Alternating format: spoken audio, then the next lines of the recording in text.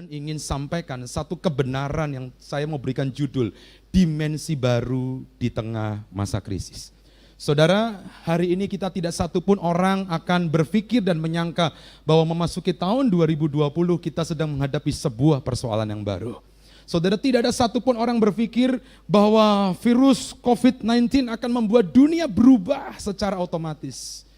Saya membaca bagaimana sebuah kafe yang ada di Perancis berdiri dari tahun 1880, nggak pernah tutup. Perang dunia pertama buka, perang dunia kedua buka, tapi terpaksa tutup hanya gara-gara penyebaran virus corona. Kemarin salah satu hotel yang ada di Jakarta Pusat, dia dibangun dari tahun 1990, tak pernah tutup. Jakarta kerusuhan tetap buka, Jakarta banjir tetap buka, tapi gara-gara virus corona kemarin mereka mesti tutup. Saudara dan saya sedang menghadapi satu persoalan yang baru, satu persoalan yang tidak mudah di depan kita. Maka saya kasih tema, dimensi baru di tengah masa krisis. Ketika kita mendengar kata krisis, Kamus Bahasa Indonesia berkata, krisis bicara tentang kemerosotan. Krisis bicara tentang kesukaran yang menghimpit kita. Krisis bicara keputusasaan ketika menghadapi satu tekanan. Tapi saya mau beritahu hari ini, Tuhan tidak pernah salah mengizinkan kita memasuki tahun 2020, memasuki dimensi yang baru. Amin saudara. Kenapa saudara? Karena Tuhan ingin waktu Anda menghadapi persoalan yang baru, tantangan yang baru, kesukaran yang baru, cara pandang kita menghadapi persoalan juga baru yang Tuhan sediakan bagi kita. Saudara yang percaya sama-sama katakan, amin. Nah saudara, satu kali ketika saya ada di Malang di bulan Februari minggu pertama, saya lagi istirahat karena sorenya ada pertemuan, lalu saya nonton televisi. Waktu saya nonton televisi, lalu ada seorang dokter kandungan, dia cerita bagaimana teknologi USG sekarang berkembang dari 2 dimensi dan sekarang bertumbuh menjadi 5 dimensi. Saudara, dokter-dokter kandungan, mereka bersyukur dengan teknologi yang semakin canggih. Waktu 2 dimensi, maka seorang bayi atau janin cuma bisa dilihat secara samar-samar. Teknologi ini membuat ada banyak bayi yang lahir bisa cacat, bisa sakit, karena tidak bisa diidentifikasi persoalan-persoalan yang sedang terjadi pada bayi tersebut. Teknologi tumbuh, 3 dimensi. Di 3 dimensi, saudara, seorang dokter kandungan bisa melihat ukuran bayinya, beratnya, tingginya. Makanya saya terkejut ketika anak saya pertama di USG, kok dokter tahu ya beratnya? Dari mana itu? Karena dengan teknologi 3 dimensi. Makin canggih, 4 dimensi. Waktu 4 dimensi bukan cuma tahu ukuran besar bayi itu, panjangnya, tetapi dia bisa melihat, dokter bisa menganalisa gerakan-gerakan yang terjadi yang dalam tubuh bayi itu. Tapi teknologi terkini itu sudah 5 dimensi. Mereka pakai yang namanya crystal view, satu teknologi yang bisa melihat organ tubuh janin bahkan sejak di dalam rahim ibunya. Saudara bisa bayangkan, teknologi yang semakin canggih membuat dokter bisa menganalisa persoalan semakin dini. Saya juga mau beritahu hari ini, bukan kebetulan kalau hari-hari ini gembala kita sampaikan, kita sedang memasuki era dimensi yang baru. Di balik semua persoalan yang baru, selalu ada jawaban Tuhan yang baru dalam hidup kita. Nah, pertanyaannya hari ini, Pak, gimana caranya saya belajar naikin level dimensi saya, supaya saya jangan ada di porsi yang lama. Karena persoalannya baru, dimensi kita juga harus baru. Mari kita buka Alkitab kita sama-sama. Lukas pasal yang ke-5, ayat yang pertama sampai dengan ayat yang ke-7. Lukas pasal 5, ayat yang pertama sampai dengan ayat yang ke-7. Satu kali Tuhan memberikan satu pelajaran dan pengalaman. Saya mesti garis bawahi 2 kata ini. Tuhan mengajar muridnya, dan yang kedua dia ajarin, selain dia ngajar, dia juga memberikan pengalaman buat muridnya. Nah, apa yang terjadi? Kisah ini menarik. Satu kali ketika saya merenungkan firman Tuhan, tiba-tiba firman ini berbicara dengan kuat di hati saya. Mari kita baca Alkitab kita sama-sama, Lukas pasal 5, ayat pertama sampai dengan ayat yang ke-7. 1, 2, 3, yuk Bapak Ibu kita baca sepakat. Pada suatu kali, Yesus berdiri di pantai danau Genesaret, sedang orang banyak mengerumuni dia, hendak mendengarkan firman Tuhan. Ayat 2, ia melihat 2 perahu di tepi pantai, nelayan-nelayannya telah turun dan sedang membasuh jalannya. Saudara, kisah ini menarik. Yesus sedang dikerumuni orang banyak, lalu mata Tuhan tertuju kepada nelayan-nelayan yang sedang membasuh jalannya dan tidak mendapat apa-apa. Mata pencarinya sedang seret dan dia tidak memperoleh hasil apa-apa. Dan apa yang dikerjakan Tuhan? Ayat yang ketiga, ia naik ke dalam salah satu perahu itu, yaitu perahu Simon, dan menyuruh dia supaya menolakkan perahunya sedikit jauh dari pantai, lalu ia duduk dan mengajar orang banyak dari atas perahu. Ayat 4, saudara, pertama Yesus ngajar, tapi setelah Yesus ngajar, dia kasih pengalaman buat murid-muridnya. Saya berdoa, Bapak Ibu yang di rumah hari ini, dengarkan baik, Tuhan bukan cuma ngajarin kita, Tuhan juga ingin Anda punya pengalaman jalan dengan Tuhan. Amin, saudara. Gimana caranya? Waktu Yesus lihat Simon yang putus asa bersama teman-temannya, dia nggak dapat hasil apa-apa. Hari itu ikan nggak banyak, dia nggak bisa lihat, mata pencariannya seret, tertutup, dia ngalami kemerosotan, dia ngalami kesukaran. Tiba-tiba ayat yang keempat, Tuhan kasih tahu sama mereka untuk melangkah kepada satu pengalaman yang baru. Alkitab berkata gini, setelah selesai berbicara, ia berkata kepada Simon, bertolaklah ke tempat yang dalam dan tebarkan jalamu untuk menangkap ikan. Saudara, saya mesti jelaskan sampai dengan ayat ini, saudara. Tuhan berkata gini, ini ada satu dimensi yang baru, cara yang baru ketika Simon menghadapi sebuah kesukaran. Dia nggak dapat ikan, lalu Tuhan berkata gini, Tuhan bukan cuma sekedar menguatkan dan berkata, udah coba lagi minggu depan, coba lagi bulan depan, enggak. Tuhan ngajarin Simon, lihat nih, ada pengalaman baru, perintah Tuhan, perkataan Tuhan, kamu mesti bertolak ke tempat yang dalam. Dan di tempat yang dalam itu, Tuhan berkata, tebarkan apa Bapak Ibu? Jalamu. Nah saudara, ayat yang kelima, saya akan mulai. Simon waktu mendengar perintah itu, waktu saya baca firman ini, Simon ini cukup unik. Dia taat sih taat, tapi dia coba deskripsikan, dia coba menjelaskan keadaan yang sesungguhnya. Saudara, ayat yang kelima berkata begini, Simon menjawab, Guru, telah sepanjang malam kami bekerja keras dan kami tidak menangkap apa-apa. Saudara, menarik buat saya, Simon ini dia coba menjelaskan saat-saat krisis. Dia berkata begini, Guru, kami udah kerja overtime. Pertanyaan saya sederhana, orang yang kerja sepanjang malam overtime, bagus gak saudara? Bagus. Dia berkata, kami udah kerja keras, rajin. Saya tanya, bagus gak saudara? Bagus. Berarti Simon dia udah lakukan satu bagian yang menurut saya sangat amat baik. Bapak Ibu setuju?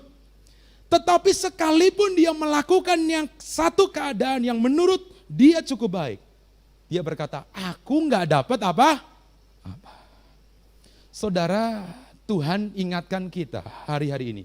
Pelajaran apa yang Tuhan perlu kasih tahu sama kita di masa seperti ini? Saudara, nggak mudah loh hari-hari ini. Ini masa-masa ada banyak perusahaan-perusahaan mulai goncang, ada banyak bank-bank mulai goncang, ada banyak saham mulai mengalami penurunan, ada banyak pabrik mulai menutup usahanya karena masa-masa yang sukar. Bahkan selesai mungkin masalah COVID-19, tidak langsung selesai urusan ekonomi. Masalah akan begitu luar biasa karena resesi global yang terjadi. Tuhan kasih tahu begini, ketika saya baca kebenaran ini, Tuhan ngomong begini, jangan cuma Anda terbatas mengatasi krisis, kerja keras. Bagus gak saudara? Bagus. Rajin, saya tanya, bagus gak saudara? Sangat bagus. Pengalaman, bagus gak saudara? Bagus. Saudara, ada orang punya pengalaman di bank sebagai bankers, pengalaman pialang, pengalaman di hotel. Saya mau beritahu, kerja keras, rajin itu perlu. Pengalaman bagus sekali, tetapi yang kita miliki itu tidaklah selalu cukup untuk memperoleh ikan yang banyak. Wow, ketika Tuhan berbicara di hati saya, Tuhan bilang gini, lihat di musim ke depan, perhatikan dengan sungguh-sungguh gimana caranya perintah Tuhan supaya Anda dan saya bisa menikmati sekalipun di tengah masa krisis, sekalipun di tengah masa sukar. Saya berdoa semua jemaat Tuhan yang ada, yang melihat hari ini church online, semua hidupmu tetap bisa memperoleh ikan berkat yang melimpah. Amin saudara. Makanya Tuhan tuh ingin kita memperhatikan. Lihat, dia kasih perintah, dia nggak empati sama kerja keras. Seringkali kalau kita ngomong, aku udah kerja keras Pak Gembala, aku udah rajin, kurang apa lagi? Tuhan nggak empati dengan perkataan kerja keras, karena kerja keras bagus, rajin juga bagus, pengalaman juga oke. Tetapi Tuhan kasih perintah.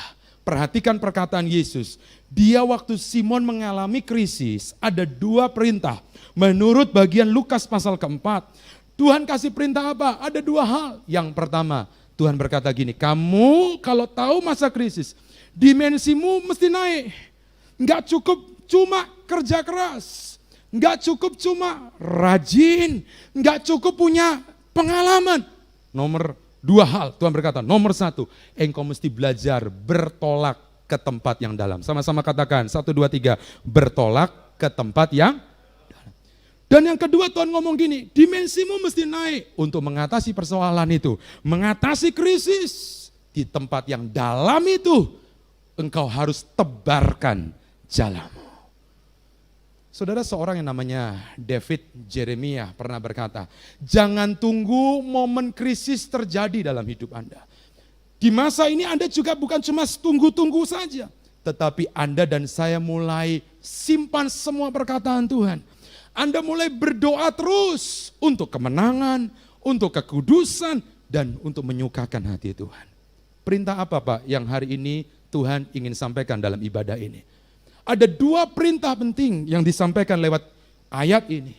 Bagaimana kita bisa menikmati dimensi yang baru di masa-masa ke depan. Berapa banyak ibu, bapak yang hari ini pengen di tengah masa krisis, Anda punya dimensi yang baru. Bisa lambaikan tangan Anda di rumah. Haleluya. Ada 2 hal. Nomor 1, Tuhan kasih perintah. Ingat, Simon harus bertolak ke tempat yang dalam. Pak, bertolak ke tempat yang dalam itu di mana?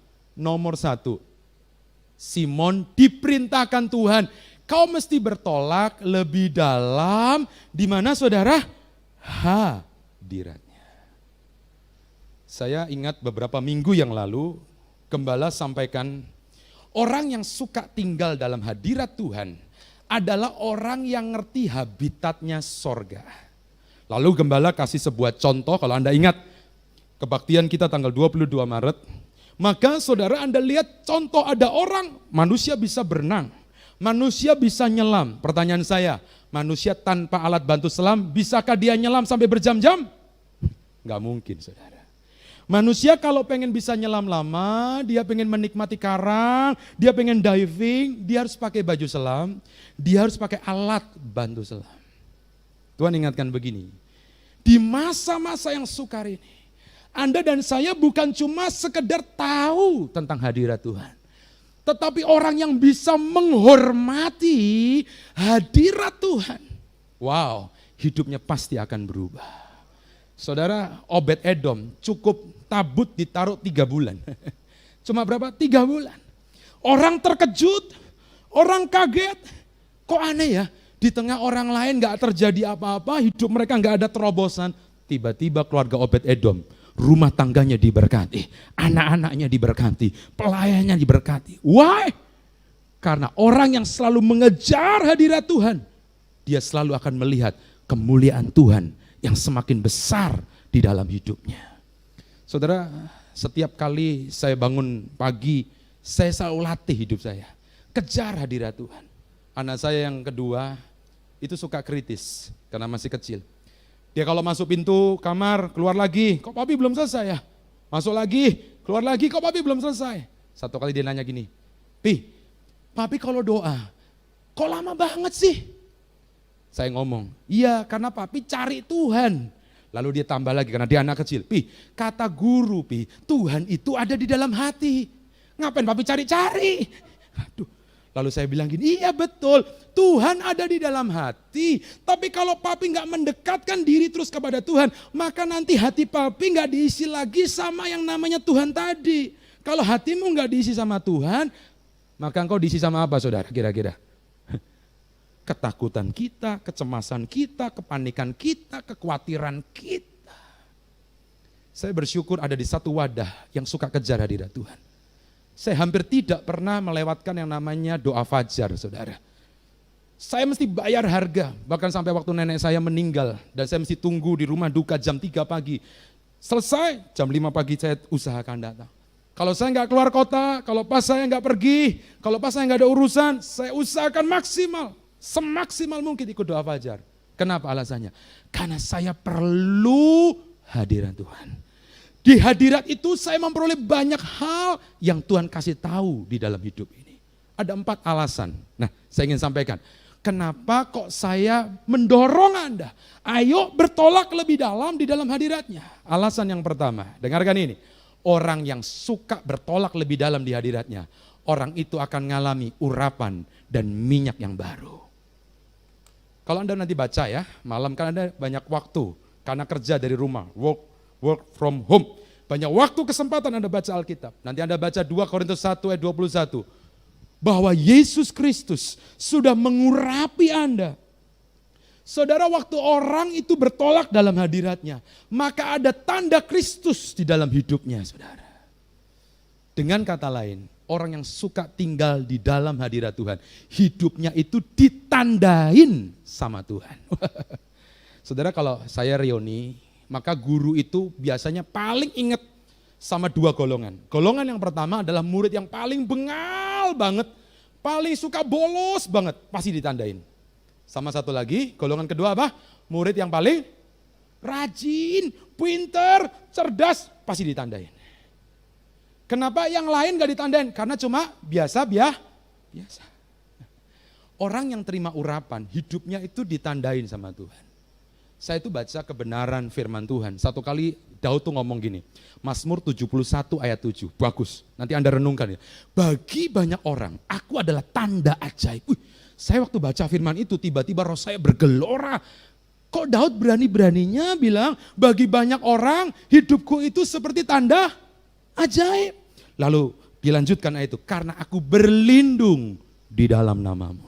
Saya mau beritahu di masa ini, orang yang suka tinggal dalam hadirat Tuhan, urapan Tuhan akan mengalir atas hidupmu. Urapan Tuhan mengalir atas keluargamu. Urapan Tuhan mengalir atas bisnismu. Orang yang diurapi, bisnis yang diurapi, keluarga yang diurapi akan ditandai Tuhan dan dibela oleh Tuhan. Yang percaya sama-sama katakan, saya berdoa di tengah masa sukar, ada tanda ajaib dalam hidupmu. Kasih tahu sama keluargamu yang lihat acara ini, kasih tahu ada tanda ajaib bagi hidupmu. Wow. Tapi yang kedua, kenapa kok Tuhan pengen dimensi hadirat Tuhan mesti naik dalam hidupmu? Alasan yang kedua, supaya Anda menerima kuasa dan kekuatan yang baru. Pak, orang yang berdoa apakah kekuatannya bertambah? Ya, pasti. Itu ayatnya, Kisah Rasul 4 ayat 31. Kalau Anda baca, jemaat mula-mula di tengah ketakutan karena dikejar-kejar waktu dia memberitakan firman. Dia berdoa, dan ketika berdoa goyang itu tempat loh, saudara. Waktu Paulus dan Silas di penjara, dibelenggu, dijagain pengawal di depan, dia berdoa. Sekali lagi Tuhan membuktikan kuasa doa membuat satu kekuatan yang baru. Saudara, orang yang suka tinggal dalam hadirat Tuhan, dia itu punya kekuatan. So, karena Anda punya kekuatan, Anda bisa memikul banyak hal yang terjadi dalam hidup Anda. Saya punya pengalaman sederhana.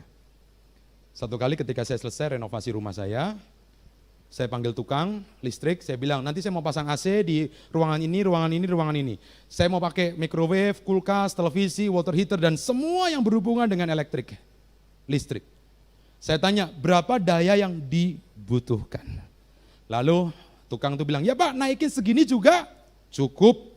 Saudara, saya datang ke PLN, saya minta dayanya dinaikin. Oke. Daya selesai dipasang, apa yang terjadi saudara? Selesai renovasi saya coba semua, AC semua kamar saya nyalakan pada waktu yang bersama, microwave saya gunakan di waktu yang bersamaan, kulkas saya nyalain, water heater dipakai, semua dinyalain, dan tiba-tiba saudara, waktu semua on, tiba-tiba listriknya jepret saudara. Saya kaget, saya hidupin lagi, jepret lagi, saya hidupin lagi, jepret lagi. Lalu saya tanya sama tukangnya, ini kok jebret terus? Kenapa jeglek terus? Kenapa turun terus? Dia berkata, Pak, karena dayanya kurang. Loh, saya bilang, kan saya udah bilang bahwa kamu mesti hitung supaya kalau saya nyalain semuanya dayanya cukup. Lalu tukang ini berkata, iya Pak, saya mikir Bapak nggak nyalanya sama-sama. Kalau nyalain masing-masing, sendiri-sendiri mungkin kuat. Saudara, orang yang suka tinggal dalam hadirat Tuhan, orang itu punya satu kekuatan, power dalam hidupnya. Tantangan bisa datang, persoalan bisa datang dalam hidupnya. Tapi karena dia punya kekuatan, dia bisa mengatasi semua persoalan. Ada kapasitas sorga yang menyertai hidupnya. Kalau Anda baca nanti ya, kisah Daud dikejar-kejar 10 tahun. Nggak gampang loh, 10 tahun, 16 tempat pelarian. Hampir berkali-kali Saul menangkapnya. Tapi karena dia tinggal dalam hadirat Tuhan, dia selalu menerima kekuatan yang baru yang Tuhan sediakan. Saya berdoa di masa-masa yang seperti ini, keluargamu, pekerjaanmu, usahamu tetap memperoleh kekuatan yang baru untuk bisa memikul, menopang semua yang terjadi. Yang percaya katakan amin. Tapi yang ketiga, apa alasannya? Pak, supaya saya bertolak ke tempat yang dalam. Alasan yang ketiga, supaya Anda hidupmu nggak merasa lonely.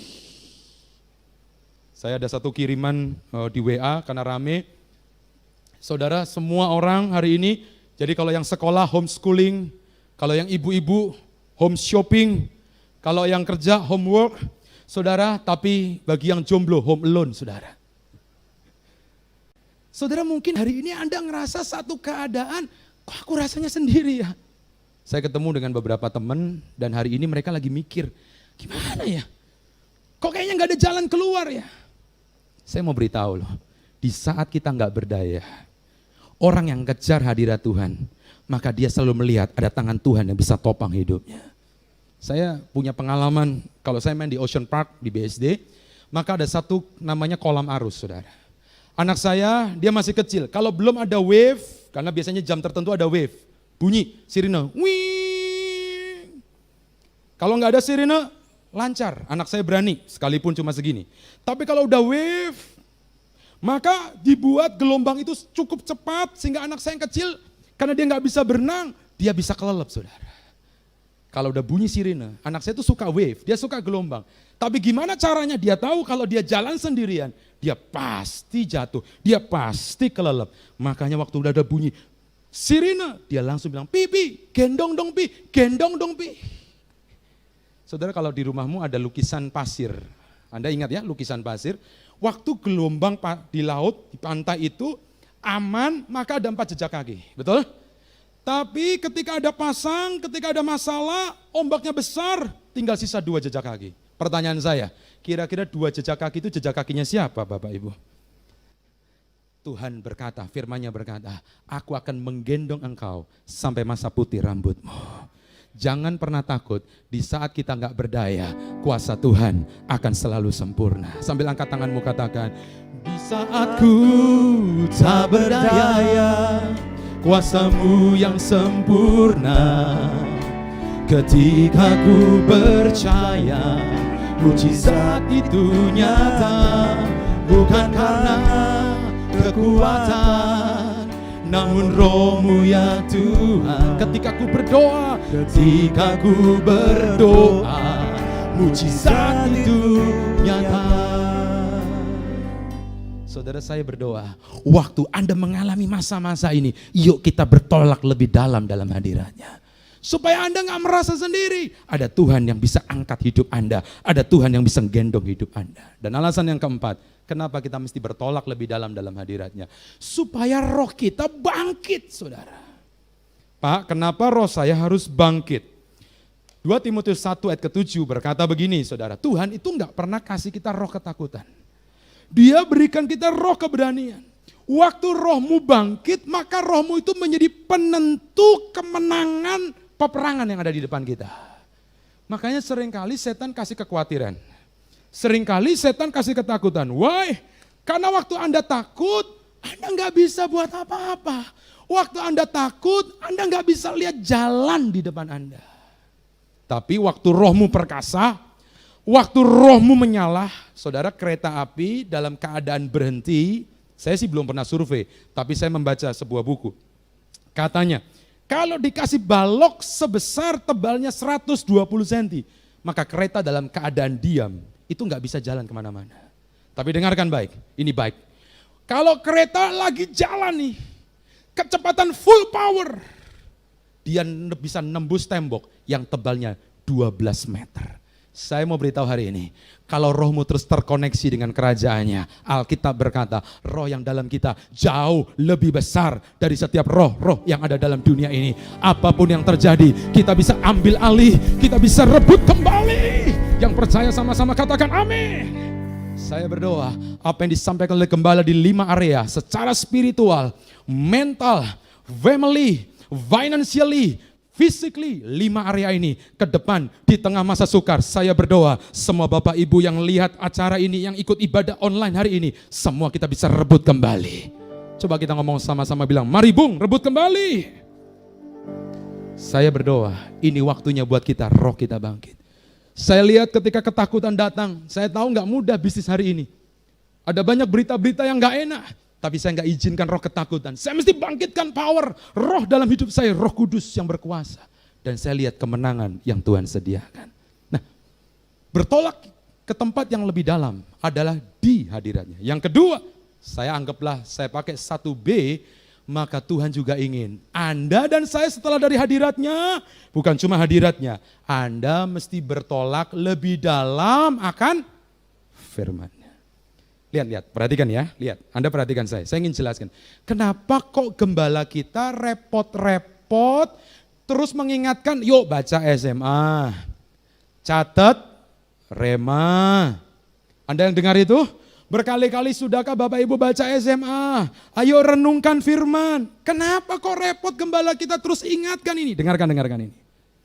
Mazmur 62, ayat 11 sampai 12 berkata begini. Kalau Anda dapatkan firman, ada 2 perkara terjadi. Pertama, firman itu datangnya dari Tuhan. Dan yang kedua, kasih setia Tuhan menyertainya. Saya baru mengerti, saya baru paham kenapa kok gembala mendorong, kenapa kok gembala ngajarin supaya kita rajin baca Alkitab.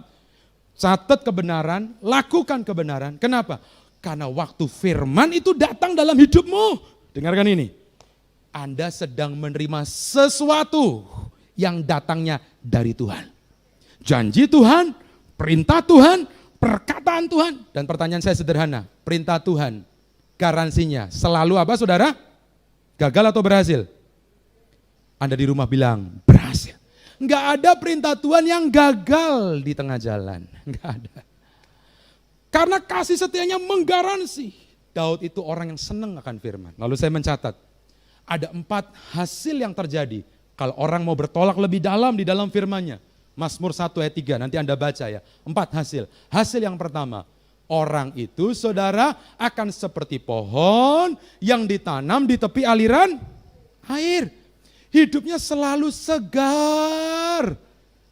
Amsal berkata, orang yang bersemangat bisa menanggung banyak penderitaan. Saudara, hari ini ada banyak orang yang linglung, tapi doa saya, hidupmu tetap segar. Why? Karena ada firman Tuhan yang mengalir dalam hidup kita. Ada firman Tuhan yang mengubah hidup kita. Yang kedua, Mazmur 1 ayat 3 berkata, wah saudara, waktu saya ngerti ini saudara, saya makin getol baca firman. Saya makin banyak catat rema-rema firman. Alasannya kenapa? Saya ngerti waktu orang suka baca firman. Yang kedua, bukan cuma kesegaran. Dia janji loh, Alkitab berkata, dia selalu menghasilkan buah pada musimnya, alias selalu ada panen. Di musim yang seperti ini, doa saya, buah-buah terus engkau dan aku bisa hasilkan. Selalu ada panen. Makanya Daud sekalipun dia menghadapi masa-masa yang tidak mudah dalam hidupnya, dia selalu berkata, orang yang kesukanya Taurat Tuhan dan merenungkannya siang dan malam. Bukan cuma segar, dia selalu ada panen. Yang ketiga, apa yang terjadi waktu orang itu suka merenungkan firman? Enggak pernah layu daunnya. Selalu ada sukacita. Haleluya. Saudara, saya enggak tahu apa yang terjadi hari ini. Bukan uang yang membuat kita hari ini bersukacita. Saudara, ada banyak kejadian-kejadian sebelum COVID-19. Orang berpikir punya duit banyak, sukacitanya makin banyak. Tapi gara-gara COVID-19, saudara, membuktikan uang bukanlah segala-galanya. Dulu kalau ada kerusuhan, ada masalah di Indonesia, orang berlomba-lomba pindah ke Singapura, Australia, Inggris. Sekarang COVID-19, saudara, walaupun Anda punya duit, masuk di negara-negara, itu pun dikarantina, saudara. Gak mudah. Tapi kalau sukacita karena firman, hidupmu pasti perkasa. Dan yang keempat, ini dahsyat loh. Dia janji, dengarkan ini Bapak Ibu. Orang yang suka akan firman Tuhan, apa saja yang diperbuatnya berhasil. Artinya apa? Selalu ada solusi. Nah, saya mau jelaskan ini, Lihat, saya perhatikan. Pertanyaan, ada satu orang bertanya, Pak, bisa enggak sih orang Kristen gagal? Coba Anda pikirkan baik-baik. Bisa enggak sih orang Kristen failed? Kok kayaknya bertentangan dengan ayat ini? Kok kayaknya berlawanan dengan tulisan ayat ini? Bukankah itu berkata gini, apa saja yang diperbuatnya? Anda dikatakan berhasil. Lalu saya jelaskan gini. Orang selama dia jalan ngikutin firman, selama dia setia mengikuti perintah Tuhan, ada garansi hidupnya pasti berhasil. Lalu saya mulai cerita kisah Yosua. Yosua tuh 4 kali diingetin Tuhan waktu dia memasuki tanah Kanaan. Dengarkan ini. Tuhan berkata gini, Yosua jangan nyimpang kanan, jangan nyimpang ke kiri. Jaga hatimu, bertindaklah hati-hati, supaya aku beri tanah perjanjian buat kamu. Saudara, Yosua ikutin apa kata Tuhan. Dia lewatin sungai Yordan terbelah. Peristiwa Laut Merah terulang kali kedua. Wah, mujizat, semua orang Israel bersuka cita. Dia lihat kemenangan, haleluya. Ketemu tembok Yeriko yang tebal, tinggi. Perang kali ini, Tuhan ngomong gini, kamu gak usah perang. Kali ini kamu tiup sangkakala. 7 kali keliling, putaran yang ke-7, 7 kali lagi. Kamu kelilingin, aku akan buat musuh dikalahkan. Dikerjakan Yosua, pertanyaannya, Yosua menang gak saudara? Menang. Dia setelah merobohkan tembok Yeriko bersama dengan Tuhan, masuk satu kota yang namanya Ai. Saudara, kalau ada baca arti kata Ai, itu arti katanya adalah puing. Sesuatu yang kecil atau bahasa sederhananya recehan. Bayangkan kalau tembok Yeriko bisa diruntuhkan, kira-kira Ai bisa dikalahkan enggak saudara? Seharusnya bisa. Tapi kalau Anda baca di rumah nanti, Yosua pasal 7. Yosua itu seorang komandan yang bagus. Dia kasih pengintai, cek. Dan pengintainya berkata, benar Yos. Benar komandan, ini kotanya kecil, nggak berarti. Lalu Yosua bilang gini, oke, kalau gitu kirim 3.000 pasukan aja. Yang lain istirahat. Kirim 3.000, loh yang gede aja bisa Tuhan hancurkan, apalagi yang kecil. Tapi dikirim 3.000, Alkitab bilang, waktu dia kirim 3.000, Yosua mungkin nonton lewat televisi. Dia cuma pengen dengar kabar, Israel menang. Tapi ketika dia dengar kabar itu, apa yang terjadi? 36 tentaranya, saudara, tewas dan orang Israel lari bukan face to face. Tapi mereka lari membelakangi musuhnya alias dikejar-kejar sama musuhnya. Waduh, bagi Yosua sebuah kekalahan, sebuah kegagalan tidak bisa ditoleransi. Karena Tuhan janji tanah Kanaan sudah akan diberikan kepada siapa saudara? Yosua. Waktu dia berdoa, Tuhan bilang gini, karena ada satu orang yang namanya Akan. Akan itu dikasih nama sama ibunya, arti kata Akan kalau Anda cari, bahasa Ibraninya artinya kesukaran. Saya nggak tahu kenapa ada orang tua kasih nama anak Sukar, saudara. Dan saudara karena dia kesukaran, akhirnya dia membuat ulah. Yosua 7 ayat 21, dia ambil barang-barang yang dikhususkan bagi Tuhan. Tuhan bilang jangan loh, dia ambil, dia curi. Dan apa yang terjadi? Yosua mesti beresin dosa Akan. Dia dibuang ke lembah Akor. Akor artinya juga kesukaran. Saudara, ini orang yang suka buah sukar masuk dalam kesukaran. Dan setelah Akan diberesin, perang lagi lawan Ai. Kalau Anda baca Alkitab, saya tanya, Yosua menang gak saudara? Yang keras di rumahmu, Anda katakan, menang. Jadi kalau kita gagal dalam hidup ini, jangan-jangan ada bagian firman yang belum kita setia untuk kerjakan. Saya berdoa di masa seperti hari ini, pastikan hidup kita, yuk kita renungkan firman, catat firman, kerjakan firman, maka hidupmu akan Tuhan membuat engkau selalu berhasil. Tapi bagian yang kedua, ini bagian yang terakhir. Nomor satu perintah Tuhan, bertolak ke tempat yang lebih dalam. Hadiratnya, firman-Nya. Tapi yang kedua, di tempat dalam itulah Anda mesti belajar tebarkan jala. Gimana sih Pak? Apa sih makna menebarkan jala? Yang pertama saudara, makna menebarkan jala artinya Anda mulai tebarkan jala syukur kita sama Tuhan. Mazmur 100 ayat 4, Alkitab berkata begini, mari masuki gerbang Tuhan dengan ucapan syukur, masuki pelataran Tuhan dengan puji-pujian. Pak, kenapa saya mesti tebarkan jala syukur Pak? Bukankah di tengah saat ini baiknya saya ngomel, baiknya saya menggerutu. Dengarkan ini.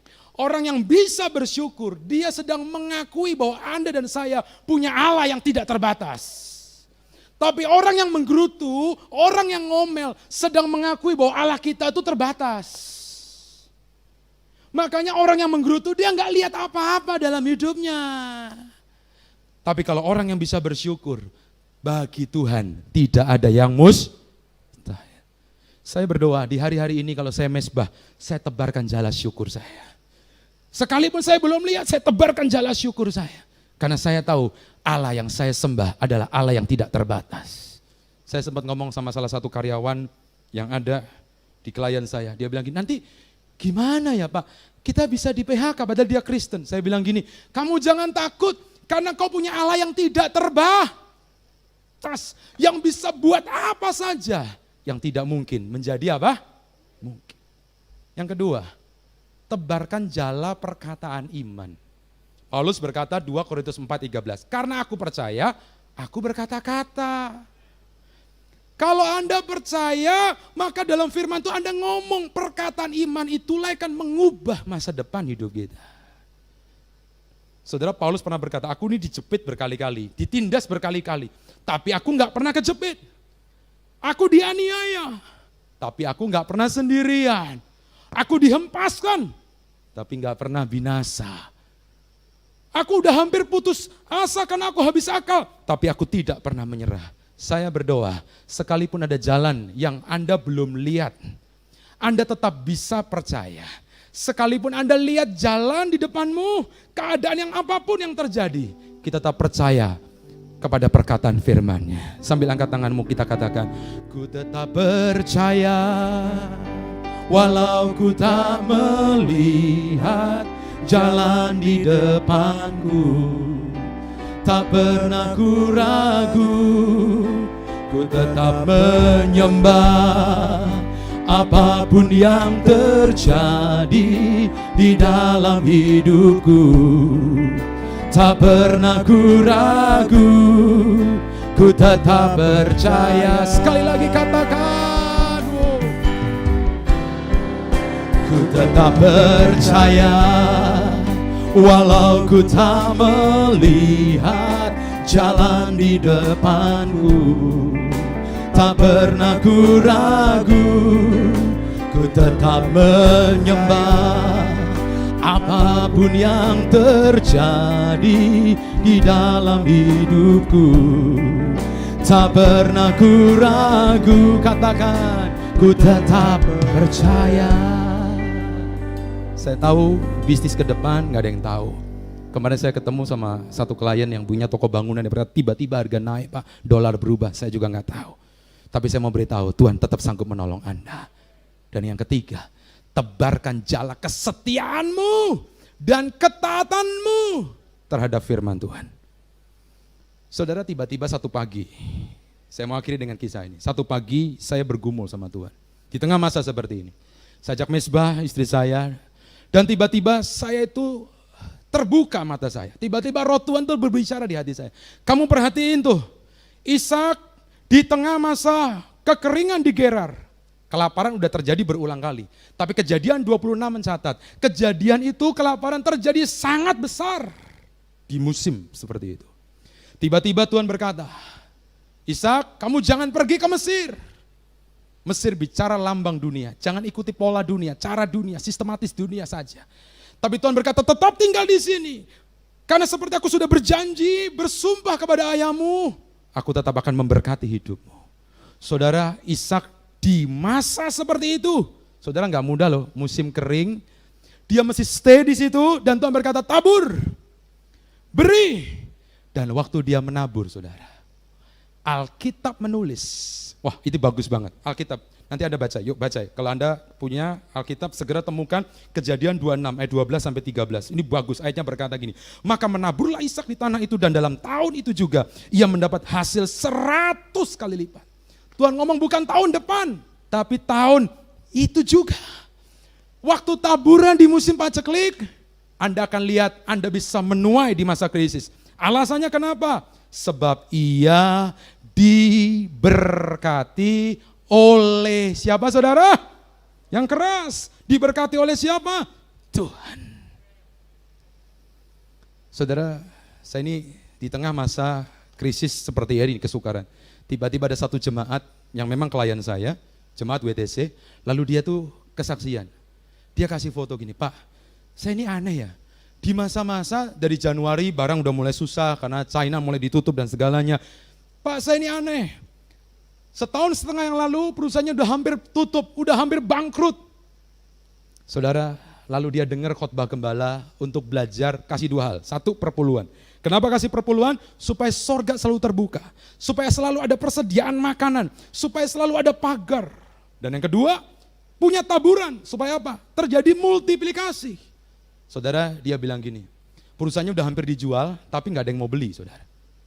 Sekalinya mau beli, ditawarnya murah sekali. Lalu dia ambil sikap, keputusan, lakukan firman. Dia tabur, saudara, perpuluhan. Dia bawa perpuluhan, dia bawa taburannya. Buah sulung dia kembalikan.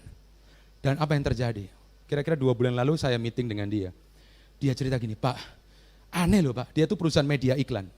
Ada satu kebijakan membuat perusahaan itu sebenarnya tidak bisa on terus. Tetapi di masa seperti ini, Tuhan bisa memberkati perusahaannya. Dia bilang gini, Pak, corona bisa ada Pak di Indonesia. Tapi project ini Pak, ini langsung datang terus. Saya cuma nanya gini, loh udah dibayar belum? Pak, ini duitnya udah masuk semua Pak. Saya mau bilang buat Anda, orang-orang yang bertolak ke tempat yang lebih dalam dan menebarkan jalannya dalam kesetiaan, Anda akan lihat ada dimensi yang baru, ada mujizat yang baru yang Tuhan akan buat dalam hidupmu. Ketika saya bangun pagi itu, istri saya masih tanya lagi, gimana? Kita masih siap nabur nggak? Saya berkata, lanjutkan. Kerjakan. Kenapa? Saya begitu percaya kalau Tuhan bisa memberkati Ishak, Tuhan yang sama yang kita sembah, Allah Abraham, Allah Ishak dan Allah Yakub, Allah yang sanggup memberkati semua kita yang ada di tempat ini. Makanya Rick Warren pernah berkata, Tuhan itu pengen setiap kali Anda mengalami kendala, menghadapi persoalan, selalu lihat kesempatan yang Tuhan berikan. Every problem has potential. Setiap problem, masalah, Anda lihat ada potensi di sana. Bahkan every crisis is an opportunity for ministry. Anda selalu melihat ada kesempatan-kesempatan yang baru dalam pelayananmu. Saya percaya, saudara, di musim seperti ini, Pentakosta yang ketiga sedang dicurahkan besar-besaran buat Indonesia dan bangsa-bangsa. Bahkan lewat semua kesukaran kita, percayalah, semuanya digunakan untuk kemuliaan Tuhan.